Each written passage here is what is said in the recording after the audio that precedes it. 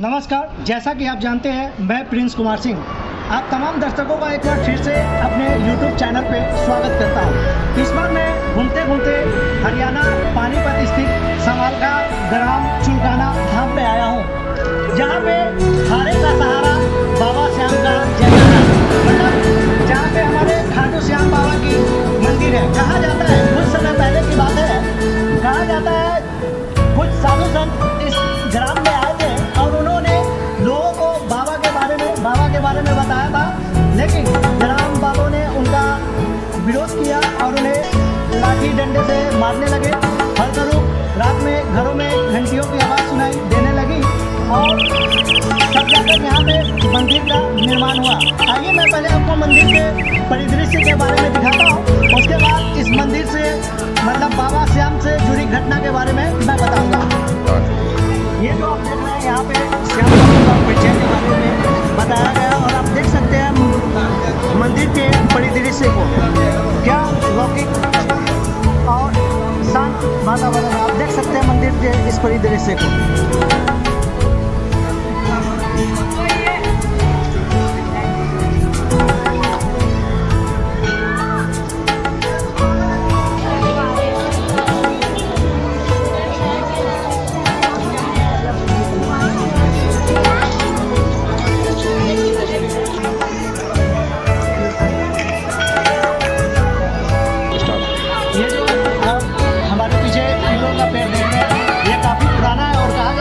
श्रद्धालुगण खुशी से अपनी मन्नतें यहाँ मांगने आते हैं, उनकी सारी मन्नतें यहाँ आगे पूरी की जाती है।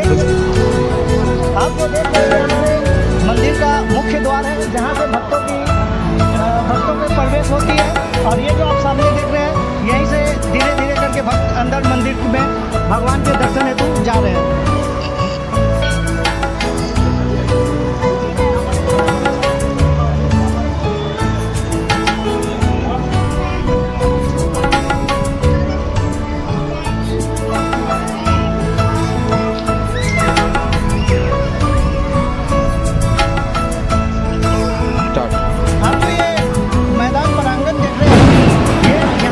रुकने की व्यवस्था है और ये जो आप पीछे की तरफ, ये जो आप सामने की तरफ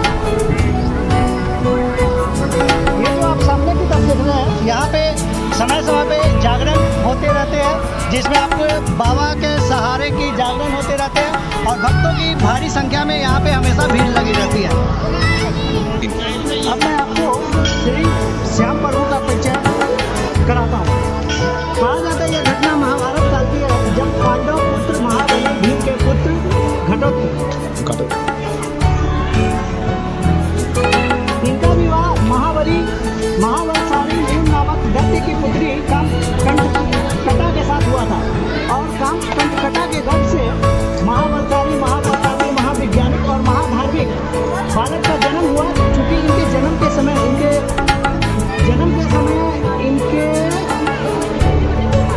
सर पे इनके बाल जो थे वो शेर के समान थे, इसीलिए इनका नाम जो है बारबरिक रखा गया था।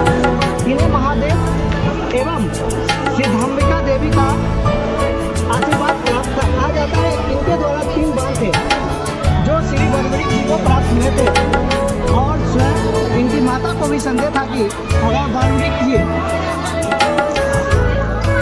जहाँ युद्ध करेंगे वहाँ पे पांडव इस महायुद्ध को जीत नहीं सकते हैं। जब वो युद्ध क्षेत्र में आकर रुके तब सैनिक उनका विशाल रूप देखकर डर गए और इधर उधर भागने लगे और उनके सैनिकों ने जाकर यह सूचना पांडवों को दी। तब ये बात जाकर श्री कृष्ण भगवान को पता चली और उन्होंने सोचा पहले देखूं ये आखिर ये महाबलशाली बालक है कौन। जब उन्होंने सामने देखा तो उन्होंने उस महाबलशाली बालक से पूछा, जो ये बालक, ये बताओ तुम्हारा परिचय क्या है।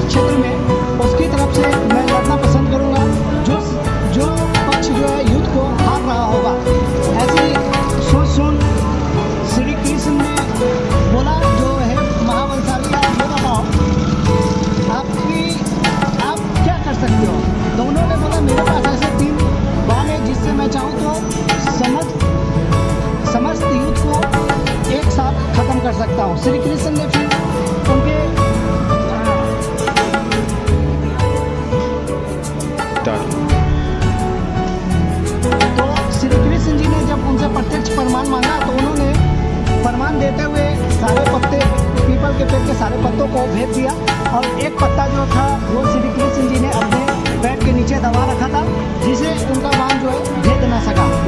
तब उन्होंने बोला, हे प्रभु आप अपने चरण हटाओ और आपके चरण के नीचे जो पीपल का पत्ता पड़ा हुआ है, तब जाके हमारे बाण इसे भेद सकेंगे। और उसके बाद श्री कृष्ण जी ने सोच में पड़ गया और तब श्री कृष्ण ने कुछ सोचकर एक बालक का, ब्राह्मण बालक का रूप धारण किया और वो उनके दरबार में गए, जिस समय बड़बड़िक जी पूजा में लीन थे। पूजा समाप्ति के बाद बड़बड़िक जी ने ब्राह्मण को देखा और बोले, ब्राह्मण बताओ मैं आपकी क्या सेवा कर सकता हूँ। श्री कृष्ण ने फिर कहा, जो मैं मांगूंगा क्या आप वो मुझे लेने में सक्षम होंगे? आप इनकार तो नहीं करेंगे? अगर आप इनकार न करोगे तो आप मुझे वचन दो। बड़बड़िक जी ने फिर वचनबद्ध होते हुए श्री कृष्ण से बोला, हे प्रभु आप, मतलब ब्राह्मण रूपी बालक से बोला, हे बालक आप वचन मांगो, आप मांगो, मैंने जो वचन दिया है मैं उस वचन के प्रति मैं उस वचन को पालन करूंगा और आप जो वचन मांगेंगे मैं उसे दूंगा।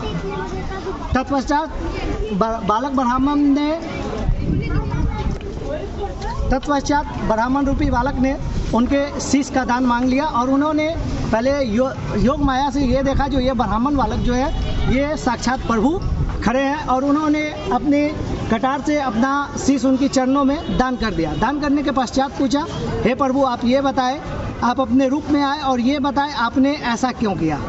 फिर उन्होंने श्री कृष्ण जी ने अपना रूप दिखाया और उन्होंने बोला, अगर आप इस युद्ध में कौरवों की तरफ से लड़ते तो पांडवों का हार सुनिश्चित था, जिसके लिए मुझे ऐसा करना पड़ा।